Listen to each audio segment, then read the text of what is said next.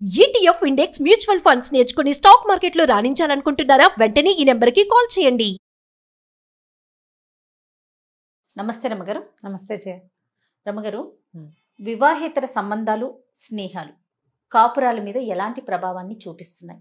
ఇప్పుడు ఎక్కువ కనపడుతున్నాయి కదా. అవును, ఇదివరకు కూడా ఉండేవి జయ. అవేమి ఇవాళ కొత్తగా వచ్చేసినవి కాదు, ఉన్నాయి ముందు నుంచి కూడా. అయితే అప్పటి కాలం, ముందు కాలం ఏంటంటే ఆడవాళ్ళకి ఇన్సెక్యూరిటీ, ఫ్యామిలీస్లో ఎవరు వాళ్ళని వెనక్కి తీసుకోకపోవటము, భర్తలకు ఏదైనా ఎక్స్ట్రా మ్యారిటల్ అఫైర్స్ ఉన్నాయనుకో అప్పుడు వీళ్ళు చాలా కష్టపడేవాళ్ళు. ఇందులో ఏంటంటే రకాలు ఉంటాయి. ఎక్స్ట్రా మ్యారిటల్ అఫైర్ ఉన్నా కూడా సంసారాన్ని ఏ రకంగానూ చెదరనివ్వకుండా, డిస్టర్బ్ చేయకుండా ఉంచుకునే జనం కొంతమంది. బాగా ఆస్తి స్వాస్తులు ఉంటే ఏదో కొంత ఆస్తి అటు పోనిచ్చినా మిగిలిందంతా జాగ్రత్త చేసి వీళ్ళని చూసుకుని, ఇందులో భార్యలు చాలా కష్టంగా ఉన్న మనసుకి పెద్ద ఇబ్బంది లేదు కాబట్టి ఏదో సర్దుకుని ఉండేవాళ్ళు. పైగా ఈ మగవాళ్ళ ఇలాంటి దౌష్ట్యాలకి సమాధానం చెప్పగలిగే స్థితి ఆనాడు ఉండేది కదా. మగాడు వాడిది ఏముంది అని తల్లిదండ్రులు కానీ స్నేహితులు పెద్దవాళ్ళంతా కూడా సపోర్ట్ చేసేసేవారు మగవాళ్ళని. మనకున్న ముందున్న చరిత్రలో కూడా రమ్మగారు, రాజులను తీసుకున్నా, పురాణ ఇతిహాసాలు తీసుకున్నా కూడా ఇద్దరిద్దరు ఉండటం అట్లా సహజం కదా. అది దాని ప్రభావం ఏమన్నా ఉంటుంది. అట్లా కూడా ఆడవాళ్ళు కొంచెం తొందరగా పెద్దవాళ్ళు అయిపోతారు, మగవాళ్ళకి ఇంకా యవ్వనం ఎక్కువ కాలం ఉంటుంది. ఏవో రకరకాలు. రాముల వారు వచ్చినాకే కదండి ఒకే భార్య అనే సిద్ధాంతం బాగా నాటుకుపోయింది. ఒకే మాట ఒకే భార్య. అబ్బే, రాముల వారి తరంలో దాంట్లో మాత్రం ఎక్కడో ఉంటాం జయ, మనం ఇలాంటి భావాల్లో ఉంటుంటాం. ఒకే భార్య ఉన్న రాముల వారి తండ్రికి ఎంతమంది భార్యలు ఉన్నారు? 3 భార్యలు ఉన్నారు. ఆయన పెట్టుకున్నాడు సిద్ధాంతం. అదే నేను ఆయన పెట్టుకున్న దగ్గర నుంచి పెట్టుకున్న తర్వాత ఇప్పుడు ఆ తర్వాత వచ్చిన మహాభారతంలో అందరు బోళ్ళంతమంది భార్యలు లేరా? కృష్ణుడికి లేరా? ధర్మరాజుకి లేరా? భీముడికి లేరా భార్యలు? అంటే ఆయన వ్యక్తిగతంగా పెట్టుకున్న సిద్ధాంతమే అనుకోవాలి మనం. అది ఆయన తన సిద్ధాంతం ఏకపత్ని వ్రతుడుగా ఉంటానని పెట్టుకున్నాడు ఆయన. అయితే ఆయన్ని ఎవరైతే నమ్ముతారో వారు దాన్ని ఫాలో అయ్యేవారు. అయితే అవుతారు, లేకపోతే లేదు జయ. అంతే, అసలు అదేమీ రూల్ కాదు. ఏకపత్ని వ్రతులుగానే ఉన్నారని చరిత్రలో చెప్పగలిగిన వాళ్ళు తక్కువే ఉన్నారు. ఏకపత్ని వ్రతుడు అనగానే ఠకీమని మనకు గుర్తొచ్చేది ఎవరు? రాములు వారు. అంతే. అసలు ఆయన ఇందులోకి రాకూడదు మనం. ఆ పాయింట్ అసలు ఇక్కడ లేనే లేదు, అది వేరే సంగతి. జనాల ఉద్దేశాలు, అభిప్రాయాలు. అయితే క్రమంగా ఎక్స్ట్రా మ్యారిటల్ అఫైర్ పెట్టుకుని ఆమె కోసం వెళ్ళిపోయి ఈ సంసారాన్ని వదిలిపెట్టేసేవాళ్ళు. ఇక్కడ భార్యను అసలు చూడకుండా, డబ్బులు ఇవ్వకుండా, ఇంట్లో ఏమీ చూడకుండా, పిల్లల జీవితాలు పాడు చేసేసి వాళ్ళకి చదువుకోవడానికి చేయకుండా ఆస్తంతా అక్కడ ఎవరికో దోచిపెట్టేసి అలా చేసేటప్పుడు అప్పుడు వీళ్ళకి తల్లులకి, ఆడవాళ్ళకి పుట్టింట్లో సపోర్ట్ దొరికిందా, లభిస్తే, అవకాశం ఉంటే ఆ పిల్లల్ని ఎట్లా కొట్లా ఆవిడ బతికించుకునేది. తర్వాత కాలంలో ఆడవాళ్ళకు కూడా ఉద్యోగాలు, చదువులు వచ్చాక కూడా మగవాళ్ళ ఇలాంటి దౌష్ట్యాలని సమాజం కోసం, ఒంటరిగా ఉంటే తనకి ఇలాంటివేవో దిక్కుమాలిన పరిస్థితులు వస్తాయన్న భయంతో, సెక్యూరిటీ కోసం తండ్రిని వదిలిపెట్టేసింది అంటే పిల్లలకి పెళ్ళిళ్ళు కావన్న భయాలతోటి సర్దు కూరుకునేవాళ్ళు. ఇదివరకటి కాలం అంతా 90% మగవాళ్లదే దౌష్ట్యం, మగవాళ్లకే ఎక్స్ట్రా మ్యారిటల్ అఫైర్స్ ఇదివరకటి కాలం. తర్వాత ఇటీవల కాలంలో ఆడవాళ్ళకి మగవాళ్ళకి కూడా ఎక్స్ట్రా మ్యారిటల్ అఫైర్స్. వివాహేతర సంబంధానికి ఆడ మగ ఇద్దరు అతీతులు కాదు. ప్రెసెంట్ అయితే కొంతకాలంగా ఇదే ఉంది. ఆడవాళ్ళు ఎప్పుడు పతివ్రతలుగాను ఉండటం లేదు, మగవాళ్ళు ఏకపత్ని వ్రతులుగాను ఉండట్లేదు. వాళ్ళది ఎక్కువ వీళ్ళది తక్కువ అని చెప్పడానికి వీలే లేదు. మనం నిన్నటికి నిన్న పెళ్లి ఇష్టం లేక ఆ పిల్ల ఎవరో ఒక కుర్రాడి పేక్కోసేసిన కేసు చూసాం. అంతకుముందు కాలంలో మనం ఏం చేసాము, మనం చూసిన కేసులు ప్రేమించట్లేదని అమ్మాయి కొబ్బరి బండాలు నరికే కత్తితో నరికేసిన ఒక దుర్మార్గుడిని చూసాం. ఆడపిల్లలు ఏం తక్కువ తినలేదమ్మా, ఇప్పుడు వీళ్ళు చేసేస్తున్నారు అలాగే. ఇప్పుడు మనం ఎవరికి చెప్తాం? అంతేగా కదా. అఫైర్ దాకా వెళ్ళొద్దు. స్నేహాలు ఇవి మనకి సెల్ ఫోన్ అనేది మన జీవితంలోకి ప్రవేశించాక ఈ అఫైర్స్, స్నేహాలు ఇవన్నీ మన జీవితాల్లోకి సక్సెస్ఫుల్గా వచ్చేసినాయి. చాలా ఈజీగా, చాలా సింపుల్గా, ఎవరికీ తెలియదు, తెలియకుండా జరిగిపోతాయి. ఫోన్లలోనే కాపురం చేసేస్తారు. ఎంత బ్యాడ్ ప్రాక్టీసో. మనకి విలువలు లేవు, జీరో చేసేసుకున్నాం, అసలు ఏం లేవు మన దగ్గర. డొల్ల ఈ శరీరం, మనసు డొల్ల. మనం ఒకళ్ళతో కలిసి ఉంటాం, ఇంకోళ్ళతో ఏదో పిచ్చివాగుడు వాగేస్తాం. ఒకటి కాదు, 2, 3, 4, 5, 6లతో కూడా ఫ్లాటీగా మాట్లాడేస్తాం. ఒక మనిషితోటి కాదు, దాంట్లో కూడా ఏమి నియమాలు లేవు మనకి, వాటన్నిటినీ గాలికి వదిలేసాం. ఇందాక ఒక మంచి పదం చెప్పారు సూరమ్మ గారు, ఫోనుల్లోనే కాపురాలు చేసేస్తున్నారు.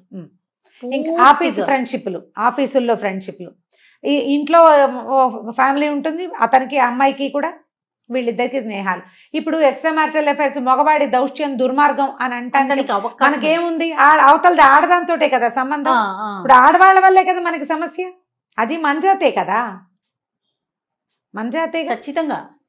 ఇప్పుడు వాళ్ళకి ఏదో దుర్మార్గం చెడు అలవాట్లు ఉన్నాయి, ఇలాగ ఎక్స్ట్రా మ్యారిటల్ ఇవి ఉన్నాయని సెపరేట్ అయిపోతారు. వీళ్ళు ఒంటరిగా ఉన్నారని తెలిస్తే వీళ్ళకి ఇంకో 4, 5 ట్రై చేస్తారు. కొన్నాళ్ళు వీళ్ళు కూడా అదే దారి పడతారు. పట్టకుండా ఉండే పరిస్థితి లేదు. మనం సమాజంలోకి వెళ్తున్నాం కదా. విలువ, ఒక బంధానికి ఒక విలువ అనేది ఉంటే మనం ఇది చేయకూడదు. ఏం ఒట్టి మాటలేగా అంటారు కొంతమంది. ఒట్టి మాటలైతే ఎవరితోటైనా బూతులాడేస్తావా నువ్వు? ఒట్టి మాటలైతే చెప్పు. పైగా వీడేదో చేస్తాడు, నేను ఇలాగే చేస్తాను అంటాడు. భార్య చేస్తే ఒప్పుకోగలరా? మీ ఇద్దరు చెరొకళ్ళతోటి ఎవరో ఒకళ్ళతోటి ఏమిటేమిటో చేసేస్తుంటే మీ మధ్యలో ఉన్న ఈ మీ అమ్మా నాన్న, వాళ్ళమ్మా నాన్న, మీ ఇద్దరికి కలిపి పుట్టిన పిల్లలు, మీ సొంత సమాజం ఏమవ్వాలి? తిలోదకాలు ఇచ్చేసాం మనం విలువలకి, అంతే. మొన్న ఒక కథ చదివాను, శివల పద్మ గారు. శివల పద్మ చిన్న కథలు చాలా బాగుంటాయి, మంచి కథలు రాస్తారు, గుణపాఠం అని. ఒక భార్యాభర్త కథ రాస్తారు. బ్రీఫ్గా 2 వాక్యాలు. ఇప్పుడు ఆవిడ పేరు చెప్పడం ఈ కరెక్ట్గా దీనికి సిచ్యువేషన్కి యాప్ట్గా ఉన్న కథ అది, అందుకనే చెప్తున్నాను. ఓ అమ్మాయి, సుప్రీతి లాంటి పేరేదో, అమ్మాయి భర్త స్నేహం బాగానే ఉంటారు, మొదట పెళ్ళై 5-6 సంవత్సరాలు అయింది. ఆఫీస్లో ఇంకొక అమ్మాయితోటి ఫ్రెండ్షిప్, అతనికి ఫిజికల్ రిలేషనే.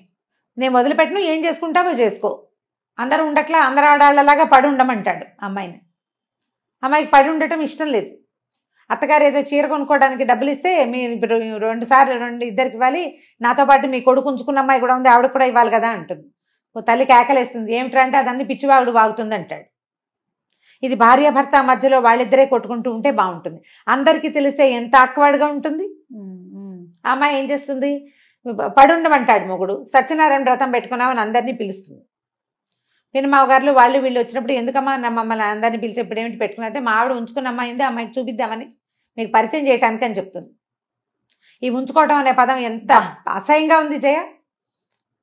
ఈ మాట ఎవరికి వాళ్ళు ఇది నా మీదకి రావటం అనేది ఆలోచించుకుంటే కదా మనకి సిగ్గొచ్చేది. ఇప్పుడు ఆడవాళ్ళ ప్రమేయం లేకుండా ఈ ఎక్స్ట్రా మ్యారిటల్ అఫైర్ అనేది కుదరదు కదా. ఎట్లా కుదురుతుందండి? 2 చేతులు కలిస్తేనే కదా. అవతల మనిషి ఆడమనిషి అయితేనే కదా ఇది కుదిరేది. ఆ మనిషికి కూడా ఉండాలి కదా. ఇంతకీ అమ్మాయి కూడా వస్తుంది భర్తతో కలిసి. అతనికి ఆఫీస్ కొలీగు భర్తతో కలిసి సత్యనారాయణ వ్రతానికి వస్తుంది. ఏ వ్రతం అయిపోయిందా, ఇది అయిపోయింది అంటే, అయిపోయింది మా ఆయన, నేను అందరికి పరిచయం చేయాలి కదా, నువ్వు నాలాగానే కదా, నేనెంతో నువ్వు కూడా అంతేట మా ఆయనకి, అందరికీ పరిచయం చేద్దామని నిన్ను రమ్మన్నానంటూ. ఏం మాట్లాడుతున్నావు? అవును మరి చెప్పాడు క్లియర్గా, ఆ మాట చెప్తున్నాడు కదా. మరి అదేమిటో మీ ఆయన కూడా అలాగే అంటే బాగుంటుంది కదా. నా అమ్మాయి భర్త ముందే చెప్తుంది. ఆఫీస్ ఫ్రెండ్స్ వాళ్ళిద్దరూ సంబంధం మెయింటైన్ చేస్తారు, ఇద్దరు కలిసి ఫోన్లలో మాట్లాడుకుంటారు, ఎక్కడికైనా వెళ్ళి స్పెండ్ చేస్తారు. ఆ అమ్మాయికి అమ్మాయి సంసారం ఉంది, ఇతనికి ఇతని సంసారం ఉంది. ఆ అమ్మాయి భర్తకి ఏం తెలీదు, ఈ అమ్మాయి ఇతని భార్యకి మాత్రం తెలుసు. ఆ అమ్మాయి ఒప్పుకోదు. ఏమంటుంది? ఇప్పుడు నేను కూడా 6 ఏళ్ల నుంచి నేను నీతో కలిసి ఉంటే నేను నచ్చక నువ్వు నచ్చలేదు, నేను ఆ అమ్మాయిని చూస్ చేసుకున్నాను అంటాడు.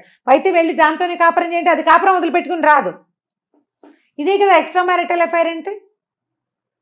ఈ అమ్మాయికి ఓ పిల్ల కూడా ఉంది, చంటి పిల్లాడు ఎవరో ఉన్నాడు, 2 ఏళ్ల పిల్లాడు 3 ఏళ్ల పిల్లాడు. తర్వాత ఏమవుతుందండి? ఇదే కథ ఎండ్ చేస్తారు. అతని భర్త ముందే మొత్తం అందరికీ ఓపెన్ చేసేస్తుంది. ఆ అమ్మాయి భర్తకి తెలిసిపోయింది. ఇప్పుడు అమ్మాయి పరిగెత్తుకుంటూ వెళ్ళిపోతుంది మొగుడు వెనకాల ఏడుస్తూ. మరి అమ్మాయికి సంసారం పాడు చేసుకోవడం ఇష్టం లేదు, జస్ట్ సరదా స్నేహం చేస్తుంది. నీ సరదా స్నేహం పాడవచ్చు, నీ సరదా స్నేహం ఇంకొక స్త్రీకి అపరిమితమైన కష్టాన్ని కలిగిస్తే ఎట్లా? అదే కష్టం నీకొస్తే నీ భర్త కూడా ఇలాంటివే చేస్తే అని వీళ్ళు ఆలోచించాలి. నా భార్య కూడా ఇలాంటిది చేస్తే నేను ఓర్చుకోగలని మగవాడు ఆలోచించాలి. సరదాగా మొదలు పెడతారు హాయ్ హలో గుడ్ మార్నింగ్లతో. నేను చూస్తాను కదా, నాకు వస్తాయి అలాంటి కేసులు జయ. కేసెస్ చూస్తారు. పొట్టిగా గుడ్ మార్నింగ్, మొదటి రోజు గుడ్ మార్నింగ్, ఒక 5-6 రోజుల తర్వాత ఇంకో ఏదో 2 వాక్యాలు. వీళ్ళు ఏదో డెస్పరేట్ గా ఉంటారా, 2 వాక్యాలు, 2 కాస్త 4 అవుతాయి, 6 అవుతాయి. తర్వాత నీ ఫోటో పంపించు, నా ఫోటో పంపించు, నువ్వు నేను. ఈ నువ్వు నేనుగా మనతో పాటు తాళి కట్టి ఉంచుకున్న భార్య ఉంటుంది చూడు, అది నువ్వు నేనులో ఉండదు. దానికి ఏనాడు తెల్లారేసి శుభోదయాలు గుడ్ మార్నింగ్లు చెప్పరు వాళ్ళు, ఎవరికో చెప్తారు. ఇంట్లో ఉన్నది పనికిరాదు. అసలు నువ్వు గుడ్ మార్నింగ్ చెప్పక్కర్లేదు, శుభోదయం చెప్పక్కర్లేదు. పొద్దున్నే లేచిన భార్య మొహం బాగుందో లేదో అయినా అది కూడా చూడలేదు. ఆమె మూడ్ ఆఫ్ గా ఉందో లేదో కూడా పట్టించుకోరు. వీళ్ళు ఫోన్ నొక్కుంటూ ఉంటారు. అంతే. భార్యలు కూడా అంతేనమ్మా. లేవగానే భర్త కాఫీ ఇద్దాం, ఇల్లు వాకిలు చూసుకుందాం అనుకోవట్లా. వీళ్ళు తెల్లవారుజామున వాకింగ్ లేచిన దగ్గర నుంచి మెసేజ్లు పెడతారు. నాకు వస్తాయి కేసులు, అందుకని ఇంత క్లియర్ గా చెప్తున్నా నేను. తెల్లవారుజామున వాకింగ్ కి నిద్ర లేచి కృష్ణారామ అనుకోవటం మానేసి ఎవరికో గుడ్ మార్నింగ్ పెడతారు. ఇప్పుడు ఫ్రెండ్స్ గ్రూప్ ఉన్నాం మనం, ఒకళ్ళు గుడ్ మార్నింగ్ పెడితే అందరికీ వస్తుంది, పోనీ బాగుంది. నువ్వు స్పెషల్ గా ఒకళ్ళకి ఎందుకు పెట్టాలి? ఓ పర్సన్కి పెట్టామంటే వాళ్ళు ఏదో స్పెషల్ అనే కదా. క్రమంగా ఈ స్పెషాలిటీ ఎక్కడికి తీసుకెళ్తుంది, దాని ఖరీదు నీ జీవితం అని నీకు ఎప్పుడైనా అర్థమవుతుంది. ఒక టైము, ఒక పద్ధతి, ఒక విలువ ఏమి నాకు తోచింది నేను చేసేయటమే, అంతే. ఎవరికి తెలియదు అనేది ఒక కాన్సెప్ట్ అయితే, నా ఇష్టం అనే ఇంకొక ఆలోచన రమ్మగారు. అమ్మాయిల కలనే ఉంది, అబ్బాయిల కలనే ఉంది. నీ ఇష్టం బాగానే ఉంది, ఓకే, నేను అస్సలు కాదను, మనం కాదనం, ఎవ్వరు కాదనరు. కానీ నీ తాలూకు ఈ ధోరణి వల్ల దీని విలువ, నీ క్యారెక్టర్ అని నీకు అర్థమవుతుందా ఎప్పటికైనా? నీ వ్యక్తిత్వం అంత ఆలోచిస్తారంటారా? పెట్టుకునే వాళ్ళు అంత ఆలోచిస్తారు. నాకంటూ ఒక క్యారెక్టర్ ఉంది, నేను ఒక మనిషిని, అన్నం తింటున్నా, మర్యాద, నాకు ఒక మర్యాద, అది రోజు నేను అన్నం తింటాను. ఇప్పుడు ఇది ఓపెన్ గా ఒకళ్ళ ముందు ఇది ఓపెన్ అయిపోతే, వీళ్ళిద్దరికి సంబంధం ఉంది అని నలుగురిలో తెలిసిపోతే నీకు ఓకేనా? తెలియజేయటం ఇష్టం ఉండదు. అలా తెలియకూడదు. అట్లా తెలిస్తే బాగుండదు, మర్యాద కాదు. అవి తెలియచేస్తే పెళ్ళాలని తిడతారు, వాళ్ళు చేస్తారు, వీళ్ళు చూపి చెప్పకూడదు, నోరు విప్పకూడదు. అది చాలా తప్పుగా తోస్తుంది. ఎంత దిక్కుమాలిన ఆలోచన విధానం అంటే ఇది.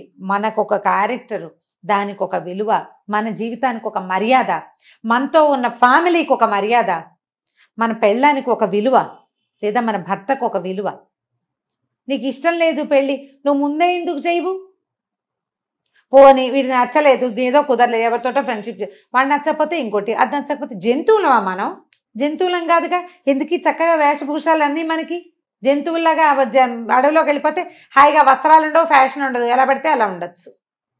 నీకు అవి ఎలా విశృంఖలంగా చేస్తాయో ఆ విశృంఖలతని మన దైనందిన జీవితంలో విత్ సెల్ ఫోన్ చేసేస్తున్నాం మనం.